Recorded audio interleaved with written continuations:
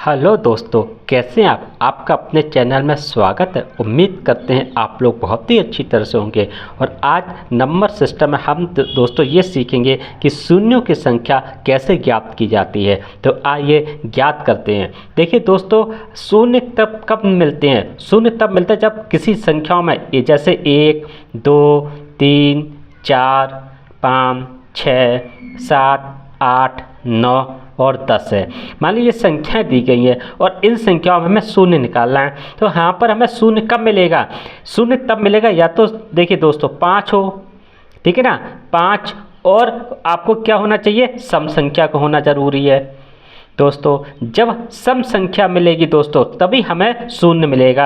अब जैसे इस 5 है और 5 का अगर हम गुणा 2 में करेंगे तो हमें कितना मिलता है दोस्तों? 10 मिलता है। और इसका गुणा अगर हम 4 में करेंगे तो दोस्तों 20 मिलता है। तो आपने देखा ना कि शून्य निकालने के लिए 5 का और सम संख्या को होना बहुत ही ज़रूरी है दोस्तों। तो आइए अब दोस्तों हम लोग प्रश्नों को हल करते हैं दोस्तों।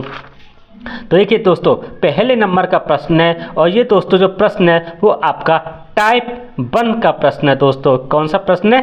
टाइप 1 है दोस्तों। तो ये पहले नंबर का प्रश्न आपसे क्या कह रहा है कि 1 × 2 × 3 × 4 × 5 × 20 तक के गुणनफल में शून्य की संख्या जो है ज्ञात कीजिए दोस्तों। तो हमने आपको क्या बताया कि शून्य संख्या ज्ञात करने के लिए 2 का और 5 का होना बहुत ज़रूरी है।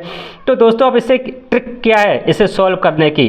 तो इसकी ट्रिक ये है दोस्तों कि अब यहाँ पर देखिए क्या दिया गया, यहाँ पर 20 दिए गए हैं, यहाँ अंतिम में क्या 20 है। तो 20 का क्या करेंगे दोस्तों? हम 20 का भाग देंगे 5 में, यानी 5 का भाग दे देंगे 20 में।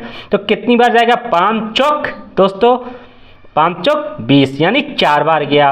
तो दोस्तों हमारे जो 1 से लेके 20 तक शून्य होंगे जो दोस्तों 4 शून्य होंगे दोस्तों, ठीक है ना। और यही हमारा जो है ना दोस्तों आंसर है।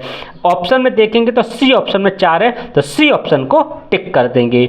अब देखिए दोस्तों दूसरे नंबर का जो प्रश्न है, दूसरे नंबर का दोस्तों जो प्रश्न वो आपसे क्या कह रहा है कि 1 × 2 × 3 × 4 × 5 × 16 यानी 60 दिया गया है तक के गुणनफल में शून्य की जो संख्या है वो आप ज्ञात कीजिए। अब यहाँ पर 60 दिया है दोस्तों, तो हमने आपसे क्या कहा? 2 का या सम संख्या का या 5 का होना बहुत ज़रूरी है, ठीक है ना दोस्तों। तो हम इसे कैसे सॉल्व करेंगे? यहाँ पर हमने कर दिया 60 का भाग दिया 5 में। अब हम इसमें कितना मिलेगा? यहाँ पर 5 × 5 5 दूनी 10 यानी 12 मिल गया। अब देखिए दोस्तों 12 में 5 का फिर से भाग जा सकता है, तो हम क्या करेंगे यहाँ पर हम करेंगे कि 12 का फिर भाग देंगे हम 5 में। तो कितनी बार जाएगा? 5 दूनी 10 यानी 2 बार जाएगा। तो हम यहाँ पर 2 लिख लेंगे दोस्तों।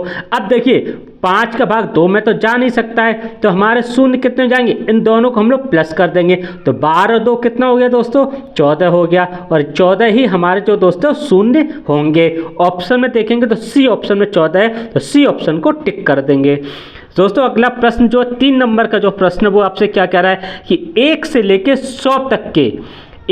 100 तक के गुणनफल में शून्य की संख्या जो वो आप ज्ञात कीजिए। अब हमें 100 दिए गए 1 से 100 तक के अंक, इनके बीच की शून्य की संख्या ज्ञात करनी है। तो हम लोग क्या करेंगे? वही प्रोसेस अपनाएंगे, यानी 100/5 हो जाएगा, ठीक है ना दोस्तों।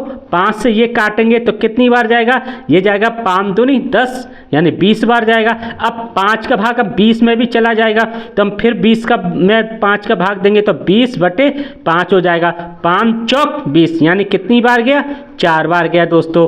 अब क्या करेंगे? हम इन दोनों को ऐड कर देंगे, 20 और 4 24 हो गया दोस्तों। और 24 ही हमारी जो होगी ना शून्य की संख्या होगी।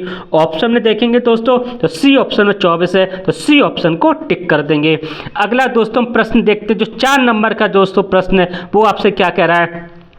4 नंबर का प्रश्न आपसे कह रहा है कि 1 से लेकर 500 तक के गुणनफल में शून्य की संख्या ज्ञात कीजिए, यानी 1 से लेके 500 तक में। तो हमारा प्रोसेस क्या? प्रोसेस वही रहेगा। क्या करेंगे दोस्तों? 500/5 हो गया आपका, ठीक है ना दोस्तों। अब क्या करेंगे हम? 5 से इसे काट देंगे, कितनी बार जाएगा दोस्तों? ये जाएगा 100 बार, ठीक है ना दोस्तों। अब क्या करेंगे हम? अब इसमें 100 में फिर हम देंगे 5 का भाग, ठीक है ना। तो कितना जाएगा दोस्तों? 5 दूनी 10 यानी कितनी बार जाएगा, 20 बार जाएगा। अब हम फिर दोस्तों 20 में भाग देंगे, कितनी बार देंगे दोस्तों, 20/5, 5 चौक 20 यानी कितनी बार गया दोस्तों, 4 बार गया। अब हम क्या करेंगे, ऐड कर देंगे, यानी 100 और 20, 120 और 4 124 दोस्तों। तो हमारे शून्यों की संख्या कितनी होगी, 124 होगी। ऑप्शन में देखेंगे दोस्तों, डी ऑप्शन में 124 है, तो डी ऑप्शन को टिक कर देंगे दोस्तों। तो इस तरह दोस्तों इस टाइप के क्वेश्चन को हल करते हैं। अब देखिए दोस्तों दो दूसरे टाइप के क्वेश्चन दोस्तों, ये जो दोस्तों टाइप है, ये आपका टाइप जो है ना दोस्तों, टाइप 2 के क्वेश्चन है, ठीक है ना दोस्तों। तो अब इसमें आपसे क्वेश्चन नंबर 5 में क्या पूछा है, आपसे पूछा है सम संख्या दी है 2, 4, 6, 8 से लेके 100 तक के गुणनफल में शून्य की संख्या जो है वो ज्ञात कीजिए। अब क्या हमें दोस्तों सम संख्या दी गई हैं, ठीक है ना। तो हम सम संख्याओं के लिए क्या करेंगे, जो यहाँ पर संख्या दी गई है, यहाँ पर कितनी दी गई, 100 तक। तो पहले तो हम लोग क्या करेंगे दोस्तों, 100 का भाग दे देंगे, यानी 2 से, तो कितनी निकले गया आएगी दोस्तों, यहाँ पर आ गया 50। अब हम इस 50 नंबर से जो है ना दोस्तों वो आंसर निकालेंगे। अब ऐसा करते क्यों है दोस्तों, करते इसलिए है कि 100 में दोस्तों जो 100 होता है ना, इस 100 में क्या होगा दोस्तों, कुछ संख्या सम होंगी, कुछ संख्या विषम होगी। यानी जो 50 संख्याएं हैं वो तो आपकी सम होंगी और जो 50 संख्याएं हैं वो आपकी ना विषम होंगी, ठीक है ना दोस्तों। तो हम लोग क्या करते हैं, सम को लेके चलेंगे। हमसे तो सम संख्या के बारे में पूछा गया है, सम संख्या दी गई है, तो हम क्या करेंगे, सम संख्याओं को लेंगे। तो इसलिए हम लोग क्या करते हैं, 100 में 2 का भाग देते हैं, तो 50 आ गया। अब हम क्या करेंगे, अब इससे हम लोग जो है ना दोस्तों अब आंसर निकालेंगे। यानी अब हम क्या करेंगे, 50 में भाग देंगे 5 का, कितनी बार जाएगा, 5 ढाई 50 हो गया, ठीक है ना दोस्तों।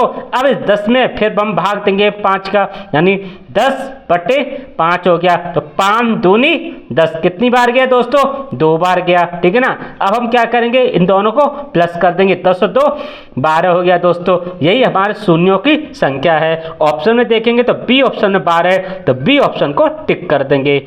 अब अगला जो प्रश्न है दोस्तों, ये 6 नंबर का प्रश्न आपसे क्या कह रहा है कि यहाँ पर 1, 3, 5, 7 और 99 तक के गुणनफल में शून्य की संख्या जो है वो ज्ञात कीजिए। अब हमें 1 से 99 तक विषम संख्याएं दी गई हैं, और जब विषम संख्याएं दी गई हैं तो दोस्तों हमने अभी आपको क्या बताया, हमने आपको ये बताया कि शून्य की संख्या ज्ञात करने के लिए 5 का होना और दोस्तों सम संख्या का होना बहुत ज़रूरी है, ठीक है ना। सम संख्या का होना जरूरी दोस्तों है। अगर 5 और या सम संख्या नहीं है तो दोस्तों हम एक भी शून्य को ज्ञात नहीं कर सकते हैं। तो यहाँ पर ऑप्शन क्या हो जाएगा, यहाँ पर दोस्तों हो जाएगा कि एक भी नहीं। क्यों नहीं, क्योंकि दोस्तों यहाँ तो सम संख्या में हमें 5 तो मिलेगा, हमें सम संख्याओं में 5 तो विषम संख्याओं में हमें दोस्तों विषम संख्याओं में 5 तो मिलेगा, लेकिन हमें सम संख्या नहीं मिलेगी। और जब तक सम संख्या नहीं मिलेगी दोस्तों आप 0 जो है वो ज्ञात नहीं कर सकते हैं। तो यहाँ पर जो आंसर हो जाएगा वो हो जाएगा एक भी नहीं दोस्तों, ठीक है ना दोस्तों। अब आइए क्वेश्चन नंबर 7 दोस्तों, ये जो टाइप है, ये आपके जो टाइप है दोस्तों, ये टाइप आपका जो है ना टाइप 3 है दोस्तों, ठीक है ना दोस्तों। अब यहाँ पर क्या है, यहाँ पर आपको स्क्वायर दिए गए हैं, 1 का स्क्वायर, 2 का स्क्वायर, 3 का स्क्वायर, 4 का स्क्वायर और 20 का स्क्वायर तक के गुणनफल में शून्य की संख्या ज्ञात कीजिए। अब जब दोस्तों स्क्वायर दिए गए हैं तो हमारा जो प्रोसेस है, प्रोसेस वही रहेगा। क्या प्रोसेस रहेगा दोस्तों, 20/5। तो यहाँ पर 5 चौक दोस्तों 20 हो गया, 4 बार गया। अब यहाँ पर क्या दिया गया दोस्तों, यहाँ पर स्क्वायर लगा हुआ है, ठीक है ना। तो स्क्वायर में हम लोग क्या करेंगे, यहाँ पर 4 इंटू दोस्तों 2 कर देंगे, तो कितना हो जाएगा दोस्तों, 4 दूनी 8 हो गया दोस्तों। यही हमारे शून्यों की संख्या होगी। ऑप्शन में देखेंगे दोस्तों सी ऑप्शन में 8 है, तो सी ऑप्शन को टिक कर देंगे। अब देखिए दोस्तों, ये जो आपका टाइप है, ये आपका दोस्तों टाइप जो है ना वो आपका टाइप जो है 4 टाइप है, ठीक है ना। अब ये 8 नंबर का क्वेश्चन आपसे क्या कह रहा है कि 1 का क्यूब, 2 का क्यूब, 3 का क्यूब, 4 का क्यूब और 30 का क्यूब तक के गुणनफल में शून्य की संख्या ज्ञात कीजिए। अब देखिए दोस्तों, यहाँ पर क्या दिया गया, क्यूब दिया गया है, तो क्यूब के लिए आप क्या करेंगे, प्रोसेस वही है, 30/5। तो कितनी बार जाएगा दोस्तों, 5 छिक्का 30। अब इस 6 में दोस्तों एक बार फिर चला जाएगा, यानी 6/5 हो गया। अब 5 से ये कितनी बार जाएगा दोस्तों, एक बार चला जाएगा, ठीक है ना दोस्तों। अब हम क्या करेंगे, ये कितना हो गया, प्लस कर देंगे, तो 6 1 7 हो गया।